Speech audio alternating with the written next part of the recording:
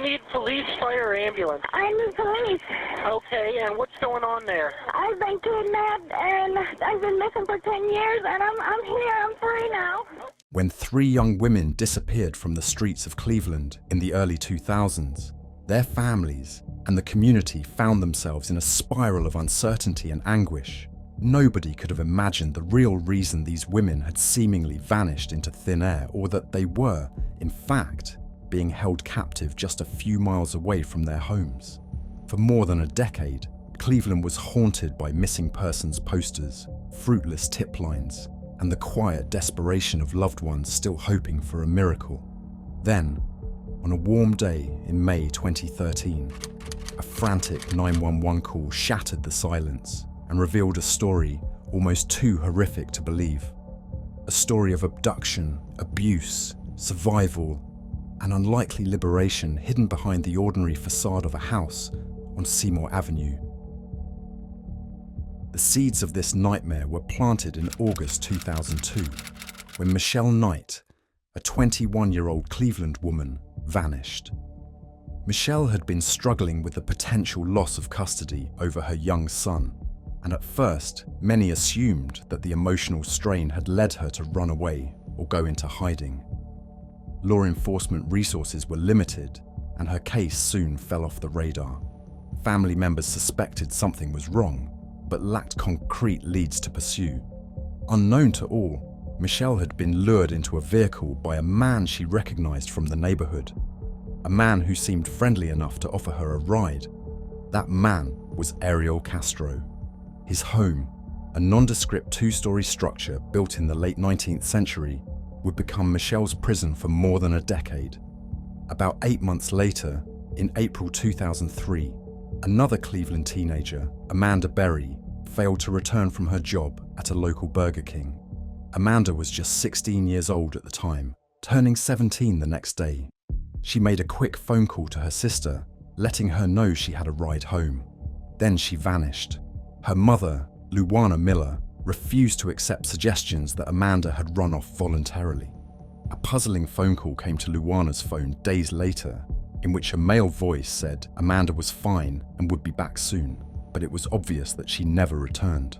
The search for Amanda garnered more attention than Michelle's case had, partly because Amanda was still a minor and partly because of Luana's relentless advocacy. Tragically, Luana would die in 2006 without ever knowing what had happened to her daughter. Then, in April 2004, a third Cleveland girl disappeared.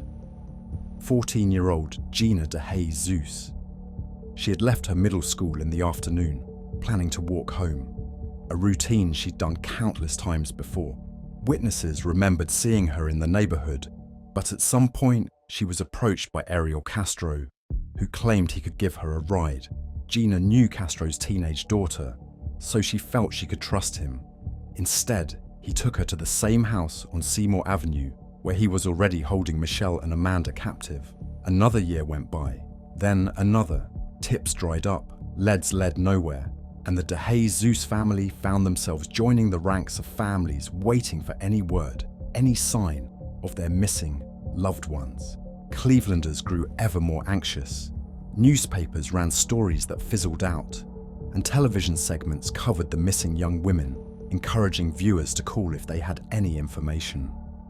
Vigils and rallies were organized by the families, sometimes drawing community activists and reporters, but never producing the break they needed. In a frustrating twist, Ariel Castro even attended some of these events, hugging Gina's mother and blending in with the crowd. He appeared, to casual observers, to be a concerned neighbor or family friend showing solidarity. Nobody would have guessed that he was the very culprit keeping Gina locked in a room just blocks away. Castro's veneer of ordinary life persisted for years. He had been a school bus driver for the Cleveland Metropolitan School District until he was fired in late 2012 due to multiple breaches of protocol, including making illegal U-turns and leaving a child unattended on his bus. Neighbors recalled him as affable enough on the surface. He played bass guitar in local bands, chatted with people about trivial daily happenings, and sometimes sat on his porch. He lived alone in the old house at 2207 Seymour Avenue, a place that seemed unremarkable, peeling paint, somewhat neglected, a few boarded windows. Behind those windows, he imposed a relentless regime of control over the 3 women he had abducted, Michelle, Amanda, and Gina. The details of life inside that house on Seymour Avenue are harrowing. According to testimonies, Castro kept each woman in separate locked rooms. Doors were secured from the outside, windows blocked, and any attempt to move about without permission risked severe punishment. Food was limited to a single meal a day, and showers were allowed only once or twice a week. Physical restraints, ropes and chains, were used to ensure compliance, with Castro moving the women around the house only under threat of violence. He enacted a twisted cycle of psychological abuse, sometimes leaving an interior door unlocked to see if anyone would try to escape. If they did, he would ambush them, physically assault them, and tighten the rules even further. His cruelty extended to forced pregnancies and miscarriages. Michelle Knight later described being impregnated at least 5 times, only to have Castro beat her into miscarrying.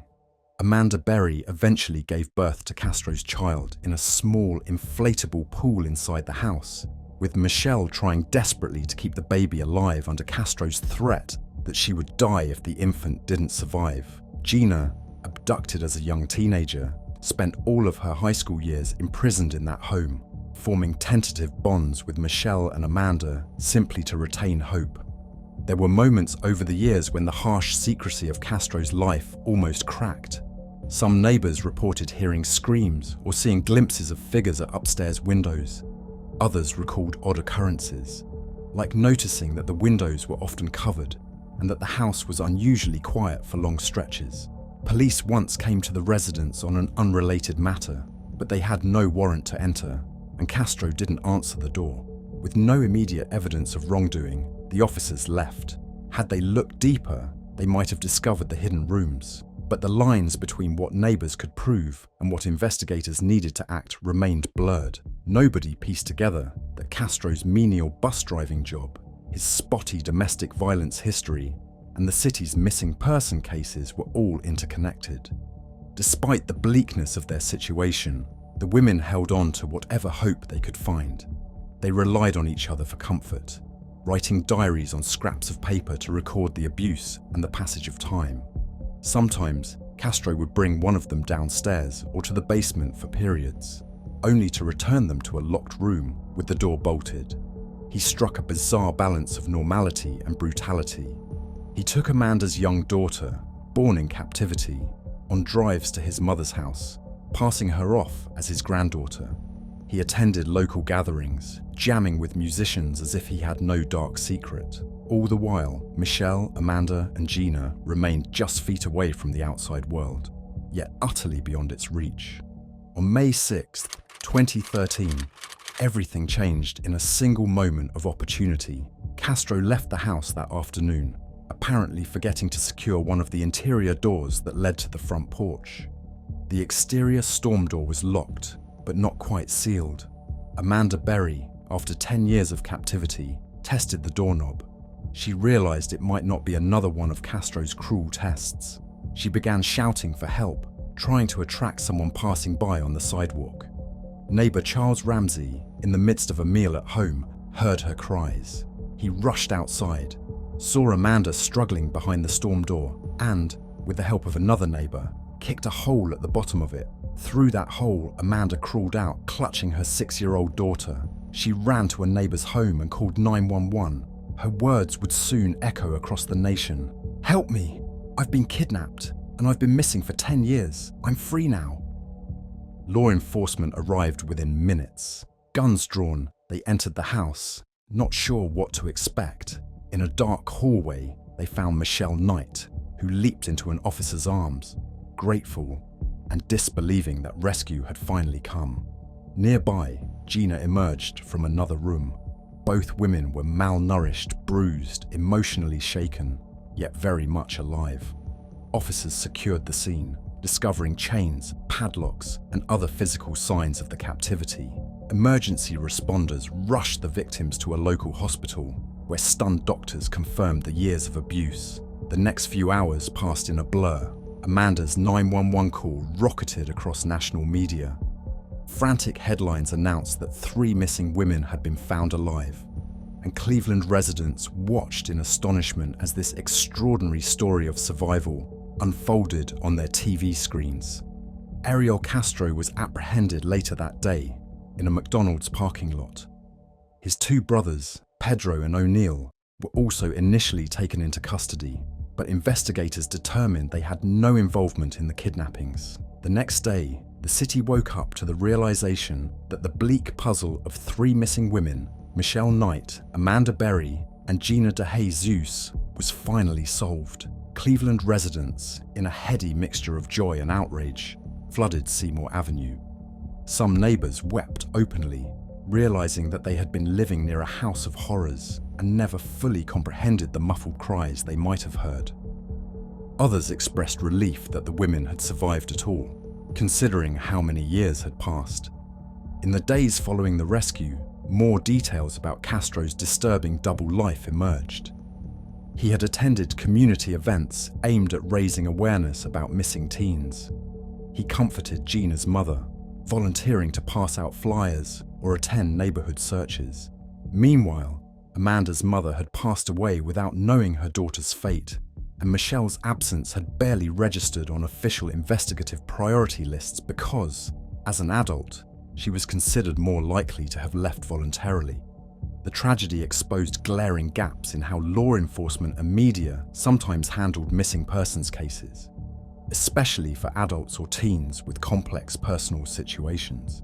Michelle, Amanda, and Gina found themselves thrust into an overwhelming spotlight.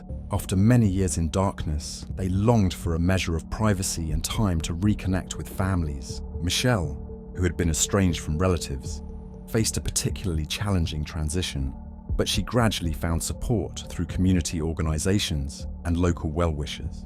All 3 women made a brief public statement expressing gratitude to everyone who had helped bring them home, and they requested space to heal.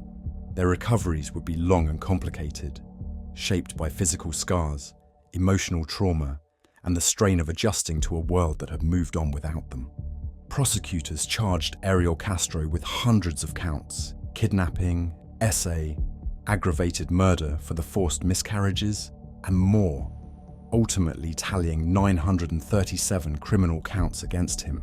Faced with overwhelming evidence and the possibility of the death penalty, Castro pleaded guilty on July 26, 2013, to avoid a trial. Under the plea agreement, he received life in prison without parole plus 1,000 years, and, as part of the bargain, he forfeited the rights to his home on Seymour Avenue, ensuring that the structure would be demolished.